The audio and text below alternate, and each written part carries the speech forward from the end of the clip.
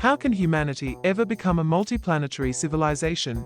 Mars is extremely hostile to life and does not have abundant natural resources. Asteroid mining would consume more natural resources than it would provide. Mars has plenty of resources that can be used to try and build a self-sustaining base of operations, given enough time and support to establish itself. It then becomes the stepping stone to elsewhere. The Moon acts as a training and development area. Couple that with serious scientific work, radio telescopes on the far side to screen them from Earth's noise. Couple that with advances in drive technology, Nova-style NTRs, the postulated fusion torch drives. Personally, I'm doubtful on those, but Nova is proven. These could reduce transit times and increase the number of launch windows. Mars is made of resources, just like Earth, and I'm not entirely sure how you got to that second part. There are millions of individual asteroids which have more resources than all the resources we have ever dug up on Earth multiple times over. Antarctica is a hostile environment where humans cannot survive with advanced technology and enclosed habitats, yet people are living there. Sure, Mars is on another level. There won't be cities with millions of residents, as promoted by some CEOs. But footsteps on Mars and research bases in habitats will become a thing. Maybe in a few decades. Decide for yourself if going there just for the purpose of research is the definition of multiplanetary species, or if the definition requires a local government in some form, mining companies, an amusement park, sports national teams and tourist souvenir shops. Not sure when we will be able to colonize Mars. It will take a lot longer than Musk thinks it will. Everybody debates about whether we should do it or not.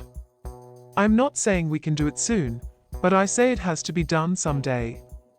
Heaven help us that we last that long. Let's look at it another way. If we don't do it, it means we are not capable of adapting to a different planet. Which means we are stuck with just Earth for all the rest of time.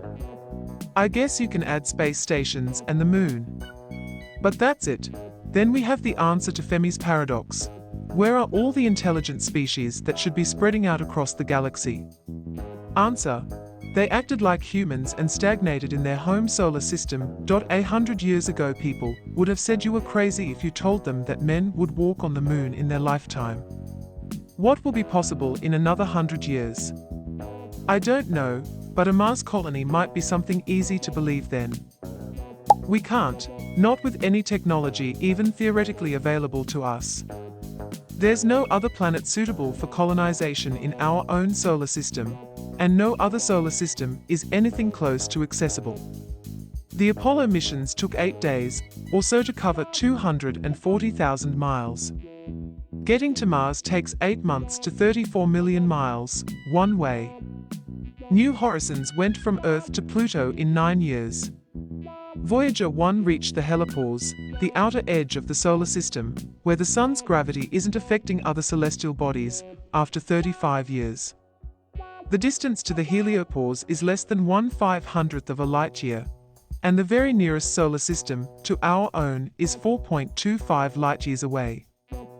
Asteroid mining is the best thing that could happen to the space industry, and our species by extension. It would yield far more materials than it took to mine and produce trillions of dollars in wealth. Once on country mines an asteroid, I'm sure every other that can will start investing in space. It will finally break the apathy people show towards space exploration. Asteroid mining is our best bet at near infinite resources. Would infinite resources not help solve the many issues we have on our planet? Don't forget to like and subscribe so you don't miss our next exciting video.